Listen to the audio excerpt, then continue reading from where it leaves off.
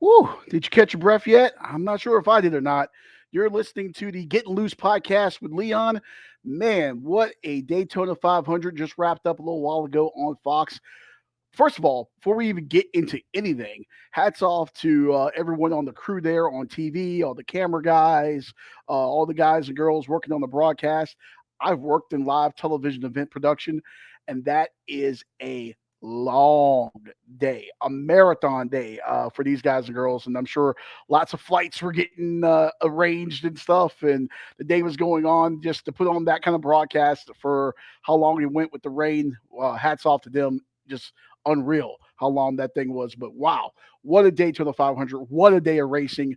Thank you so much for tuning in. Of course, you can find us on X, on Instagram, YouTube, Rumble, and streaming on Facebook Live as well. And of course, Spotify for you audio files and Apple Music and all that stuff as well. Man, what a day of racing. First starting off, seeing the great ceremony with the Thunderbirds flying over, politics aside, say what you will about him, whatever. President Trump coming out, going to the race, and taking the beast around the track and getting to do a couple laps, having his granddaughter with him. I thought that was really cool. And I can only imagine what it was like being the driver as well of the beast. Because not only, are you driving the presidential limousine and you're driving the president around. I mean, that's a cool job, regardless of who's in office, just whatever. But to do it at Daytona and you have the whole field behind you. You have the rest of the Secret Service and everything behind you, the rest of the motorcade. You got the pace car and then the 41 cars in the race behind you, and you're setting the tone out there in the beast. That was just a great image to see. And of course, the Thunderbirds flying over and the little aerial show and everything before. I mean, they did the pre-race ceremonies, all that stuff. They did it right. And then, of course, the green flag drops and we get a whopping 11, 11 laps done before the rain moves in. And, hey, it wouldn't be Daytona without the threat of rain. It wouldn't be Florida in the afternoon without the threat of rain either. And then that marathon of a rain delay. And I know NASCAR wanted to get them back out there and try to run a little bit more. But after that, I think it was 3 hours or whatever it was of a rain delay. You get back out and you get a whopping 10 more laps in before the race gets red flagged yet again. And we get our second red flag of the day due to rain. I mean, there's nothing you can do about that. You're not going to be able to put a dome on these tracks or anything crazy like that. It's just, those are the circumstances. They moved the time of the race up to hopefully, mitigate some of that. They did that earlier in the week, but I mean, it's Florida and it's rain. It's going to happen. So, but we got through it and we got some really good racing out there. I'm not going to go and recap this whole thing. Just a couple of few things that really stood out to me here. Stage one ending under caution there. Denny Hamlin, taking that hit from behind. I think it was lap 63, I want to say, when traffic checked up. Zane Smith and Josh Berry and Austin Cindric were there as well. It's one of those racing deals. Not a lot you can do there. And Joey Logano coming away with that stage one victory. Hey, Logano looked good, man. Those Fords, those Roger Penske Fords, him and Austin Cindric, they were definitely setting the tone the majority of the race. Team Penske across all of motorsports. They showed the graphic during the race, just how dominant they've been since 23. And I mean, you had Cindric, Blaney was up there, Logano. I mean, all three of those Fords just looked phenomenal and were definitely setting the pace. And for a while, it looked like they were just going to dominate this thing and go away with it, running away with it. Stage two starts and, you get that big crash. I think Chase Briscoe was in there and Chastain and John Hunter Nemechek, who, by the way, John Hunter Nemechek had a pretty good run. And I think, you see a guy gaining some confidence running up there with the leaders later in the race too. Riley Hurst was up there involved in that wreck, and Jimmy Johnson on that wreck there. In stage two, but hey, the 7-time champion managed to finish third. We'll talk about that a little bit later, but Jimmy Johnson rising up. I guess you can cue up the Undertaker rising from the dead gif there. But yeah, so those four drivers really set the pace all day long. They looked phenomenal. Ryan Blaney coming away with the win there in stage two. You had Cindric really pushing him there and going. Then we get into stage three, and of course that final stanza of the race. It's coming. It's Daytona. It's only a matter of time before the big one comes. And I think the one that a lot of people are going to be talking about is Joey Logano and Ricky Stenhouse Jr. I think it was like around lap 186 or something like that. You had Logano trying to thread that needle, trying to squeeze that hole, and you saw Stenhouse come down and shut the door on him. And when he shut that door, and me personally, my opinion, I can see where people would be upset. But hey, it's 20 laps, whatever it was left in Daytona. You're not just gonna give up that spot super easy. He came down, he shut the door. Logano kept trying to squeeze that car through. You heard Kyle Busch talk about it in the post race. He's got to learn how big his race car is, how wide it is, and what can and can't fit through.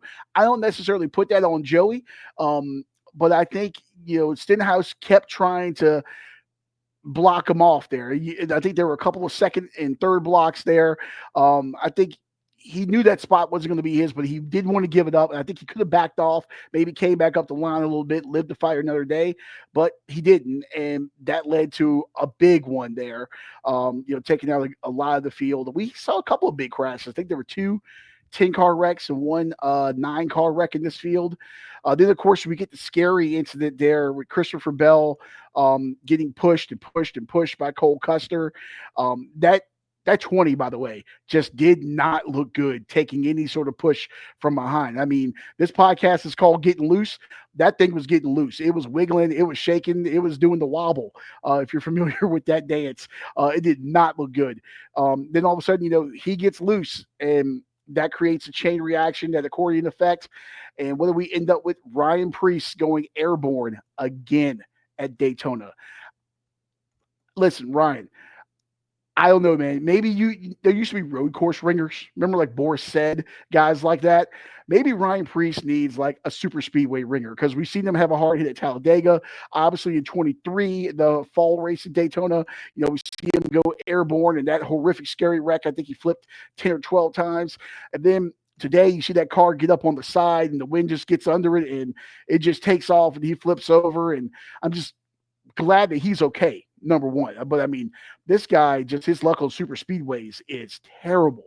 And he had some comments, and obviously he was frustrated afterwards, and he brought up the health and safety aspect of it. Like what are we going to do? Eventually, someone's not going to be able to walk away from these wrecks, and I don't know how you can fix it. I'm not an engineer. I don't know aviation. I don't know aerodynamics. I don't know how you can fix that, but it was just one of those freak things. And most importantly, it's just glad to see that Ryan Preece was okay and able to walk away from that. And my wife was actually watching the race with me, and when he gave the interview and mentioned that all he could think about was his daughter, it really hit her. And I think we kind of lose that human element sometimes when we're watching sports, that hey, these guys have wives, they have kids, they have families, and just you see a guy in that moment and you see that human side of, hey, he's thinking about his daughter. I don't know. NASCAR needs to figure out something to create a little bit more downforce on these cars so they don't go airborne like that. Obviously, they took out the grass around the bus stop chicane for the road courses here at Daytona. That played a big part in Priest's flipping crash back in 2023. But this is just one of those freak things. But those engineers are a lot smarter than me. But we got to do something to keep these cars on the ground because, man, it's just some scary stuff there. And after that, and we get into overtime and everything, we see Denny Hamlin up there, and he's racing Austin Cindric. They're neck and neck, and Cole Custer's coming up. They're three wide, and Custer and Cindric, you got your teammate next to you there. Going on, and you really look like maybe those Fords can link up and do something. But then we get, the big wreck yet again, and just cars strung about everywhere, and somehow, some way, William Byron kind of snakes through. It's not how you start. It's not how it's how you finish. And that's what it was. I mean, William Byron just managed to snake through. Jimmy Johnson gets up there. Tyler Reddick finished second on the day. These guys were able to avoid, all of that on that final lap there, and come out with the win for William Byron, going back to back now, and getting his win because obviously he won last year and now winning this year, going back to back at Daytona. And hey, I mean that 24 looks good by the way. And the throwback, Jeff Gordon, color scheme with the flames and everything. Uh, they were there, and that you just got to put yourself in a position to be lucky. And he was in that position when the time came, and came away with the checkered flag there. I know some people, hey, it's just a bunch of luck, or it wasn't a great end. It was just a crash fest at the end. That's stock car racing sometimes, and that's just the way it goes.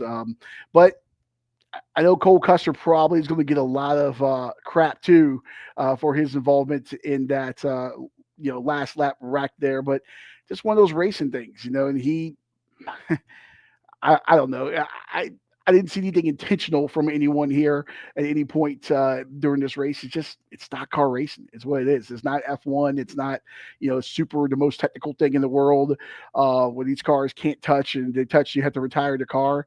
It's what it is. And it was some beating and banging, and I loved it.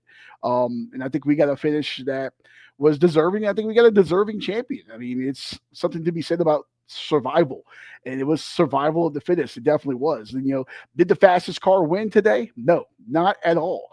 We saw Blaney and Cedric finish 7 and 8. Those forwards were the fastest all day long, and they were dominant. But you got to keep your nose clean too. And unfortunately, they got tied up in a couple things. And I really feel bad for Blaney because the wreck that he got tied up in, I mean, he really had nothing to do with it whatsoever. Just kind of was collected in the melee afterwards. But that's the way racing is, and that's the way it goes. But all in all, man, I mean, this race was kind of sleepy at times, and then toward the end, we had all the action, we had all the fireworks, but it was a great Daytona 500 to wait finish and a lot of action. I was entertained. Hopefully, the network executives were. We'll see what the TV numbers were. Obviously, being stretched out for hours and hours and hours will play a role in bringing those numbers down, but definitely loved it. Now the series rolls into Atlanta next week, and of course we had that three wide finish, that closest finish in NASCAR history last year at Atlanta. So we should be getting ready for another action-packed week out there. So really looking forward to it. And of course, we saw the IndyCar commercials going on. Fox is really pushing their coverage of IndyCar, and I think that's really exciting for motorsports, and for giving that series a home where people can actually know where the race is and go see it week in and week out. And of course, F1 coming up here in just under a month or so, going to Australia. So a lot of interesting, fun stuff here in motorsports. But congrats to William Byron, Hendrick Motorsports, man. They always find a way, it seems like, on these super speedways, and that 24 back in the victory lane again. We got the 25 season underway, and it certainly started with a bang here. So we'll see what happens next week at Atlanta. We'll drop our Atlanta preview a little bit later in the week. Give us your picks for the week, what to look for. Remember, I give out my 3 plays and my 1 long shot. One of my plays this week was William Byron to take the checkered flag. His odds actually on FanDuel right before the race started went to plus 2,000. So if you're holding a William Byron ticket, I know you're feeling pretty good about yourself. And if you were one of like 12 people in America that had a Jimmy Johnson top 3 ticket, you're feeling really, really good about yourself. So we'll see what everything holds in Atlanta this week coming up. I'll drop my picks and preview a little bit later on in the week for that one. But make sure to like and subscribe. Be a friend, tell a friend. This is racing news and commentary without access. I'm just like you guys watching at home, enjoying it, and want to get those thoughts out there. So help us grow that show. Leave a comment as well, and we'll see you on the other side here.